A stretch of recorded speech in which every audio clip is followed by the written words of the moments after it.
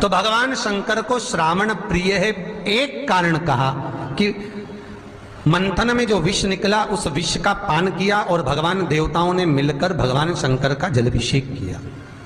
दूसरा कारण कहा माता सती ने शंकर को पाने के लिए श्रावण के महीने में ही सबसे ज्यादा साधना करी है।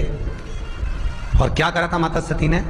एक बालू का मिट्टी का शिवलिंग बनाती थी, प्रतिदिन शिवलिंग का निर्माण करती थी और शिवलिंग का निर्माण कर कर उसकी पूजन कर कर अर्चना कर कर उसका विसर्जन करती थी सती माता। और माता सती का नियम था भगवान शंकर को पाने के लिए शिवलिंग का। तो हमारे यहाँ शिव महापुराण में लिखा है कि पार्थिव शिवलिंग का निर्माण होना चाहिए, और पार्थिव शिवलिंग का निर्माण करना है तो उसके लिए भी वर्णन करा गया। ब्राह्मण श्वेत मट्टी के शिवलिंग का निर्माण करे, वैश्य पीली मट्टी के शिवलिंग का निर्माण करे, क्षत्रिय लाल मट्टी के शिवलिंग का निर्माण करे और शूद्र काली मट्टी के शिवलिंग का निर्माण करे। कितना बड़ा शिवलिंग बनाना चाहिए?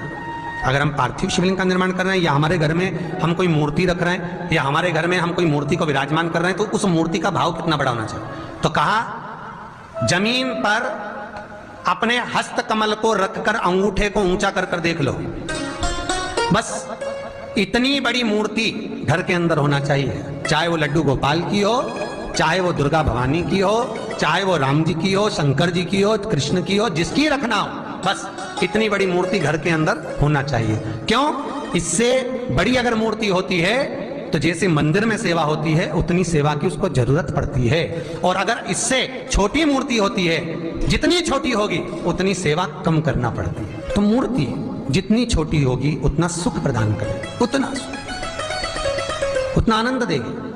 पर श्रावण के महीने में यदि आप रोज शिवलिंग नहीं बना सकते तो पूरे महीने में एक बार शंकर का शिवलिंग का, पार्थिव शिवलिंग का निर्माण करना चाहिए, जरूर करना चाहिए। और पार्थिव शिवलिंग का निर्माण कर कर उसकी आराधना, उसकी अर्चना, उसकी पूजन करना चाहिए। नमः शिवाय, ओम नमः शिवाय, ओम नमः शिवाय, नमः शिवाय। पार्थिव शिवलिंग का जब भी निर्माण करें, किसी थाली में या पात्र में, जिसमें भी आप निर्माण कर रहे हैं, उस पार्थिव शिवलिंग को बनाने से पहले उसके अंदर, पात्र के अंदर एक बेलपत्र रखे। बेलपत्र क्या? आपको कथा में कल कहा था, बेलपत्र का वृक्ष माता पार्वती के नयन अश्रु से प्रकट हुआ है और रुद्राक्ष का वृक्ष शंकर भगवान के नयन अश्रु से प्रकट हुआ है। तो बेलपत्र रखकर फिर उसके ऊपर शिवलिंग का निर्माण करें, फिर उसके ऊपर शिवलिंग, उसका लाभ आनंदित होगा, उसका सुख आनंदित होगा, वो आनंद फल देने वाला होगा। कई लोग सीधे थाली में शिवलिंग बना देते हैं। माता पार्वती के हस्त कमल पर शिवलिंग का निर्माण है महाराज, हस्त कमल सुख देने के लिए। तो भगवान शंकर के शिवलिंग का निर्माण करें। माता सती ने भी किया। यही श्रावण के महीने में माता सती शंकर भगवान के शिवलिंग का निर्माण करती है, पूजन करती है, अर्चना करती है। फिर शाम के समय उस शिवलिंग को मस्तक पर स्पर्श कर कर जलाशय में, कुंड में, जल में, बावड़ी में, कुएं में, तालाब में उसका विसर्जन करती है माँ। दूसरा कारण कहा, सती शंकर को इसी श्रावण में रिझाई थी, इसलिए शंकर को श्रावण अति प्रिय है। कि पहले आती है नवमी, फिर आवेगी एकादशी, देवसोनी। तो भंडारिया नवमी का मतलब क्या होता है? भंडारिया नवमी का स्मरण क्या होता है? अभी आपको कहा था 9 जगह पर बेलपत्र चढ़ती है। भंडारिया नवमी का मतलब ही यही है कि भगवान विष्णु सोने जाने से पहले नवमी तिथि के दिन 9 बेलपत्र भगवान शंकर को समर्पित कर कर भगवान शिव के मंदिर में बैठकर भगवान शंकर की आराधना कर कर भगवान विष्णु लक्ष्मी जी के साथ अपनी सृष्टि का कार्यभार 4 महीने के लिए शंकर जी को सौंप देते हैं भंडारिया नवमी के दिन। और एकादशी के दिन से, देवसोनी एकादशी के दिन जब भगवान सोते हैं, उस दिन से भगवान शंकर पूरे कार्यभार को देखते हैं, पूरे कार्यभार। जब कार्यभार सौंपा गया, भगवान शंकर सृष्टि का संचालन करने लगे, तब ब्रह्मा और विष्णु ने आकर शंकर जी की आराधना यही श्रावण के महीने में करी थी कि आपने पूरा कार्य अच्छे से संभाला, इसलिए शंकर को श्रावण अति प्रिय है। यह तीसरा कारण है शंकर को श्रावण प्रियता का। अब शिव महापुराण की कथा करिए कि शंकर को श्रावण प्रिय। चौथा कारण वर्णन करा कि यह कारण भगवान शंकर की आराधना माता पार्वती ने बाल्यपन से करी, खूब करी, खूब दिल से करी। ये कहते हैं कि अगर 1 लाख बेलपत्र समर्पित कर रहे हो और तुम्हारे पास में अगर वो बेलपत्र नहीं है तो तुम 1 लाख मत चढ़ाओ, आप तो एक बेलपत्र, परंतु वो बेलपत्र भी पूर्ण तरह से साफ, सुंदर, सुरक्षित, खंडित ना हो, वो मुझे समर्पित करो। एक चावल का दाना चढ़ाओ पर वो खंडित ना हो, एक फल चढ़ाओ वो खंडित ना हो, एक पुष्प चढ़ाओ वो खंडित ना हो। शिव कहते हैं मेरे हाथों से मेरा पुत्र खंडित हो गया था, उस दिन से मैंने वचन दिया है माता पार्वती को कि खंडित वस्तु स्वीकार नहीं करूंगा और ना खंडित दूंगा।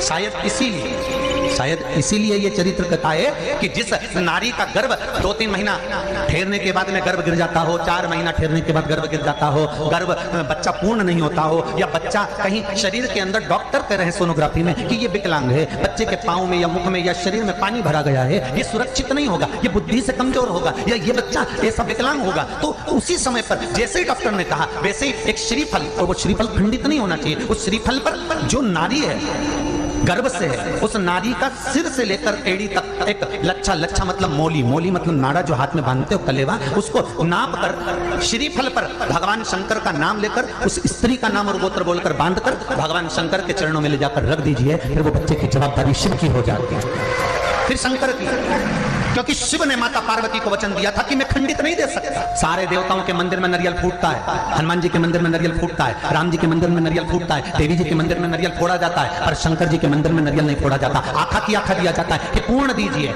बेलपत्र पूर्ण दीजिए, फल पूर्ण दीजिए, एक चावल का दाना भी दे रहे हो तो पूर्ण दीजिए। उसमें एक और अच्छी बात है, बहुत ध्यान लगाकर सुनिएगा जरा, जितने आस्था चैनल पर सुन रहे हो, यूट्यूब पर सुन रहे हो, फेसबुक पर सुन रहे हो या इस पंडाल में श्रवण कर रहे हो, बहुत सावधानी से ध्यान दीजिएगा। कभी श्रावण महीने में अगर आप शंकर जी के मंदिर में जाएं और शिव मंदिर किसी वृक्ष के नीचे हो, वट वृक्ष के नीचे हो, चाहे पीपल के वृक्ष के नीचे हो, चाहे वो आंवले के वृक्ष के नीचे हो, चाहे वो बेलपत्री के वृक्ष के नीचे हो, चाहे वो शमी के वृक्ष के नीचे हो, चाहे जिस वृक्ष, कोई भी वृक्ष के नीचे अगर कोई शिवालय है, शंकर जी का कोई मंदिर या शंकर जी का कोई शिवलिंग रखा हुआ, तो एक दुर्वा किसी भी श्रावण महीने में तुम जब भी किसी शिवालय में जाएं, जिस वृक्ष के नीचे शिवलिंग हो, उस शिवलिंग पर ये शिवलिंग रखा हुआ है, ये जलाधारी पर जहां शिवलिंग रखा हुआ है वहां कटी भाग माता पार्वती जी का हस्तकमल, उसके ऊपर रखा हुआ है शिवलिंग, सामने अशोक सुंदरी और भगवान शंकर के दोनों पुत्र गणेश कार्तिकेय, ऊपर से जल गिरता है जया, विषहारा, सामंतवारी, दौतली, देव,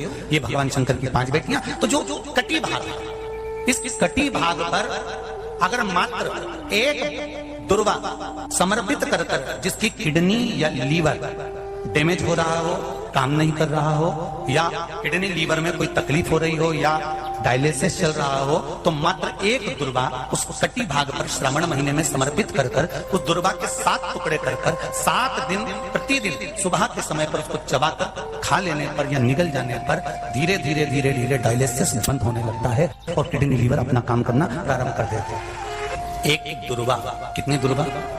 एक दुर्वा, मात्र एक दुर्वा। शंकर भगवान पर चढ़े हुए जल जब नीचे की ओर आता है, जिस जगह पर जल गिरता है उस जगह पर मात्र एक दुर्वा अपनी कामना कर इस शरीर के सुख के लिए शंकर भगवान के जल गिरने वाले स्थान के पास में अवधूतेश्वर महादेव के नाम से रख दी जाती है, तो जिंदगी में कभी बड़ी बीमारी नहीं आती। उसी तरह इससे रोग को समाप्त करने के लिए दुर्वा का प्रयोग किया गया। आप लोगों ने पूर्व में जो शिव महापुराण की कथा कुबेरेश्वर बाबा की धारा से करी थी, वो आप लोगों को ध्यान में होगा। दुर्वा कैसे उत्पन्न हुई थी, दुर्वा का महत्व क्या है, कितनी दुर्वा चढ़ाना चाहिए, कैसी दुर्वा चढ़ाना चाहिए, दुर्वा की उत्पत्ति कहां से हुई है, दुर्वा तोड़ने के बाद पानी में डालने के बाद फिर हरी हो जाती है, इसका क्या कारण है, दुर्वा गणेश जी को क्यों चढ़ाई जाती है, शंकर जी को दुर्वा किस स्थान पर चढ़ाई जाती है, ये सारी कथा आपको पूर्व में इसी कुबेरेश्वर बाबा के पावन धारा से सुना चुके हैं, जो टीवी पर डली हुई है। कभी आपने नहीं सुनी हो तो यूट्यूब पर से दुर्वा महापुराण की कथा निकालकर उसको श्रवण कर सकते। उसमें वर्णन किया है कि इस दुर्वा का महत्व क्या है, दुर्वा का क्या, मात्र एक दुर्वा शिवलिंग पर चढ़े हुए जल जहां से नीचे की ओर गिरता है, उस जगह पर मात्र अपने शरीर की कामना करते हुए भगवान से रोग मुक्ति के लिए एक दुर्वा अगर समर्पित कर दी जाए तो कोई बड़ी बीमारी जिंदगी में आ ही नहीं सकती, ग्रहण ही नहीं, मतलब ग्रसित नहीं सकती। श्रावण के महीने की श्रावण शिव महापुराण की कथा सुन रहे हो, एक बात दिल से बताना, जितनी सौभाग्यवती माताएं होती हैं ये संक्रांति पर भी 13 चीजें दान करती हैं, 14 चीजें दान करती हैं। बीच में कोई 16 सोमवार का उद्यापन करेंगी तो भी सुहाग की सामग्री देंगी, उद्यापन करेंगी तो भी सुहाग की सामग्री देंगी, कोई कार्य करेंगी तो भी सौभाग्य की सामग्री देंगी। सौभाग्य की सामग्री का दान क्यों किया जाता है? सौभाग्य सूचक वस्तुओं का दान क्यों किया जाता है? सौभाग्य की वस्तुएं क्यों प्रदान करी जाती है, क्यों दी जाती है? उसका कारण क्या है? क्यों देते हैं महाराज? भारत की भूमि की सौभाग्यवती माताओं का एक मन की अभिलाषा रहती है, भारत की भूमि की माताओं की एक अभिलाषा रहती है कि जब उसके प्राण छूटे तो अखंड सौभाग्य धारण करके पति के कंधे पर और पुत्र के कंधे पर शमशान करते। ये भारत की भूमि की माताओं की सोच, उनके मन का संकल्प, उनके मन का भाव। क्यों देते हैं चूड़ी का दान, क्यों देते हैं बिंदी का दान, क्यों देते हैं अखंड सौभाग्य का दान? किस महाराज?